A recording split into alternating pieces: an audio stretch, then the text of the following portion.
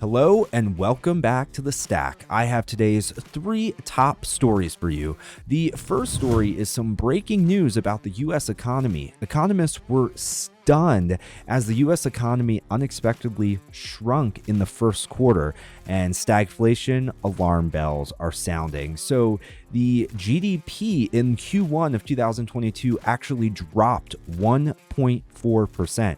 The economy is no longer growing. Couple this with just skyrocketing inflation at over 8%, and alarm bells really should be going off. The Biden administration, the left that is in control of the country, is driving the U.S. economy off a cliff, and every single American should be worried about this, because here's what happens when there's negative economic growth for 2 quarters, plus you combine that with inflation.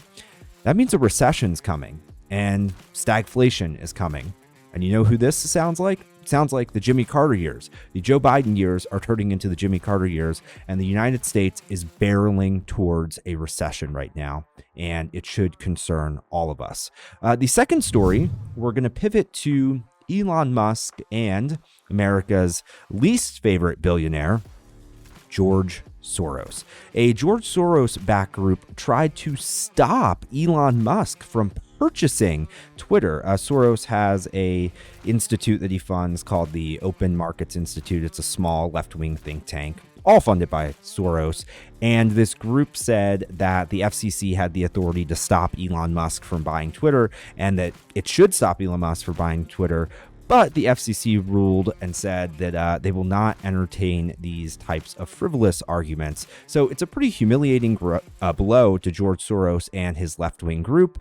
They were not able to stop the purchase, and that's a very good thing. The third story is about Kamala Harris. If you didn't see, Kamala Harris has COVID right now. This follows a pretty long list of prominent Democrats who have tested positive for COVID in recent weeks. Nancy Pelosi tested positive for this. Somehow Joe Biden has managed to avoid catching COVID.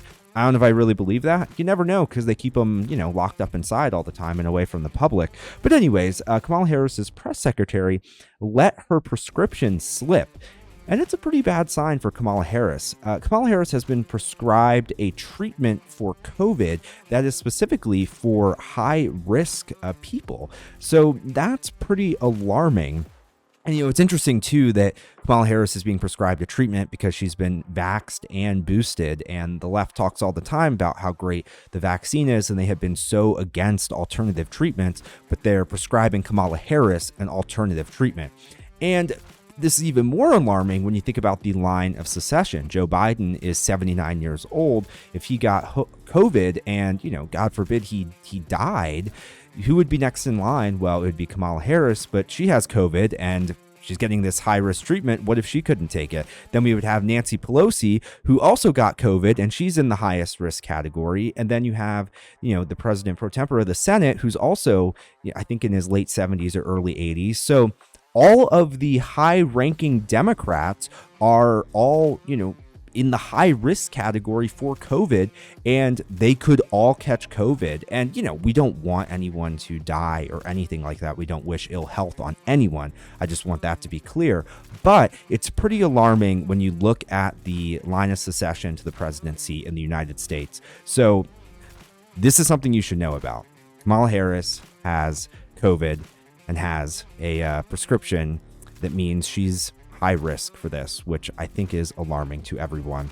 Thank you so much for watching. You can keep up to date with the latest Kamala Harris news, Amber Heard, Johnny Depp news, George Soros, Elon Musk news, and the latest news on the U.S. economy and Joe Biden's failures by going to westernjournal.com. Thank you so much for watching.